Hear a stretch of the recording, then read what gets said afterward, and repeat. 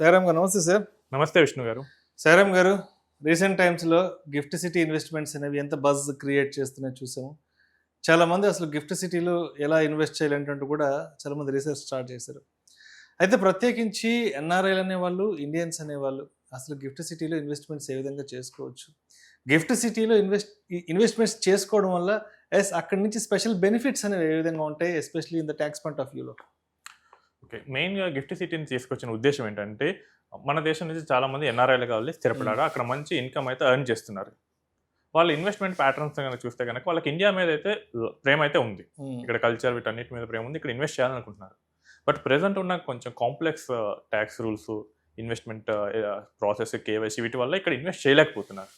వాళ్ళు తీసుకొచ్చి వాళ్ళ హోమ్ కంట్రీలోనే, అంటే వాళ్ళు ఇప్పుడు ప్రెసెంట్ ఉన్న కంట్రీలోనే ఇన్వెస్ట్ చేస్తూ ఉన్నారు. సో దీన్ని సింప్లిఫై చేయడానికి గిఫ్ట్ సిటీని అయితే తీసుకొచ్చారు. సో అది మనకి గుజరాత్లో అయితే ప్రెసెంట్ అయి ఉంది. ఇక్కడ గిఫ్ట్ సిటీ ఏంటంటే it will behave as an out side India లాగా బిహేవ్ చేస్తుంది. ఇండియాలోనే ఉన్నా కానీ ట్యాక్స్ పర్పస్ ఇండియాలో ఉన్నట్లు లేకుండా ఉంటుంది.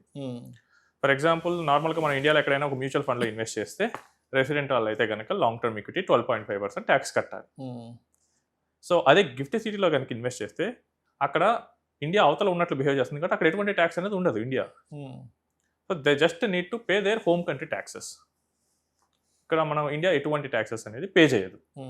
అండ్ ఇంకొకటి ఏంటంటే, నార్మల్గా ఒక ఎన్ఆర్ఐ మనకి ఇండియన్లో ఇన్వెస్ట్ చేయాలనుకున్నాడు. So the easiest route is through mutual funds.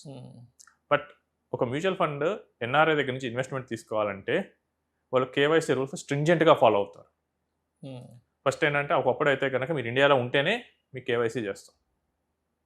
ఇప్పుడు అతను ఇన్వెస్ట్ చేయడానికి ఇండియా వస్తాడా?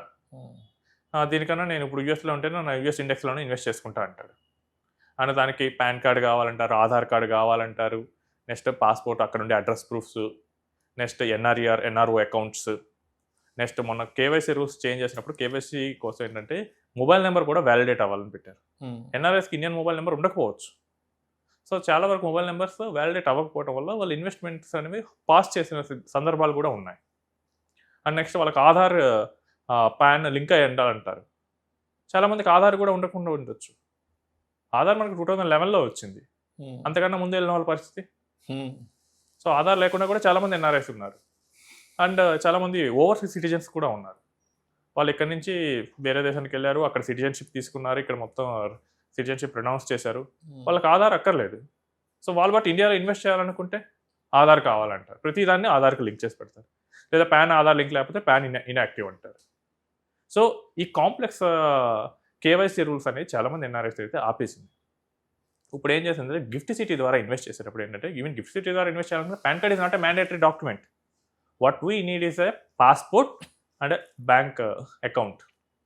సో అండ్ ఇక్కడ మనకేంటంటే కరెన్సీ కన్వర్షన్ అనేది మనకి మ్యూచువల్ ఫండ్ రూట్లో కానీ నార్మల్ డైరెక్ట్ స్టాక్స్లో కానీ ఇన్వెస్ట్ చేయాలంటే కరెన్సీ కన్వర్షన్ అనేది చేయాల్సి వస్తుంది. సో నేను జపాన్లో వర్క్ చేస్తున్నాను, నాకు జపనీస్ యెన్ ఉంది. ఇప్పుడు దాన్ని నేను తీసుకొచ్చి రూపీస్లో కన్వర్ట్ చేయాలి. అండ్ ఈ ఇండియా కరెన్సీ డిప్రిషియేట్ అవడం వల్ల నేను ఇంకా లాస్ అవుతున్నాను. ఒకవేళ నాకు రిటర్న్ వచ్చినా కానీ ఆ రిటర్న్ నాకు కంప్లీట్గా ట్రాన్స్ఫర్ అవ్వట్లేదు. వాళ్ళు ఏంటంటే ఎన్ఆర్ఐస్ ఈ రూపీ కన్వర్షన్ మీద కూడా కొంత కోల్పోతున్నారు. వాళ్ళు బ్యాంక్స్కి కొంత బ్రోకరేజ్ పే చేయాల్సి వస్తుంది.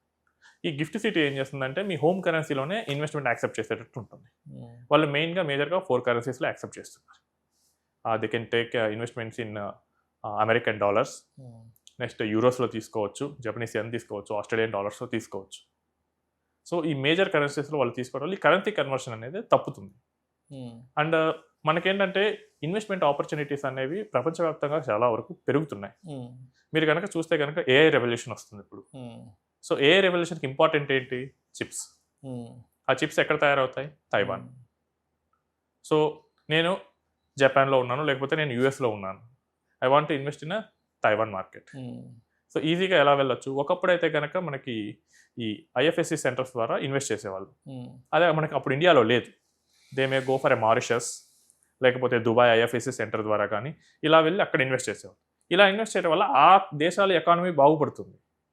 మనకేంటి, డబ్బులు మన వాళ్ళు అక్కడ తీసుకొచ్చి అక్కడి నుంచి ఇన్వెస్ట్ చేస్తున్నారు. అదే గిఫ్ట్ సిటీ ద్వారా ఇప్పుడు మనం తీసుకురావడంతో ఇదే గిఫ్ట్ సిటీ ద్వారా ఇండియా నుంచి ఈ ఇన్వెస్ట్మెంట్ అనేది రౌట్ అవుతుంది. Right right. సో ఇప్పుడు ఈ సెమీ కండక్టర్స్లో పెట్టే ఆపర్చునిటీ వస్తుంది. నెక్స్ట్ మనకి ఈ టెక్ కంపెనీస్ చూస్తే కనుక మనకి ఇండియాలో ఉన్న టెక్ కంపెనీస్ చూడండి, గ్లోబల్ రెప్యూటెడ్ టెక్ కంపెనీస్ చూడండి, టాప్ 5లో ఒకటి కూడా ఉండదు. So Google, Netflix, Amazon, Microsoft, meta ఇవన్నీ యుఎస్ మార్కెట్లో ఉన్నాయి. బట్ మనం ఇన్వెస్ట్ చేయాలంటే ఏంటి?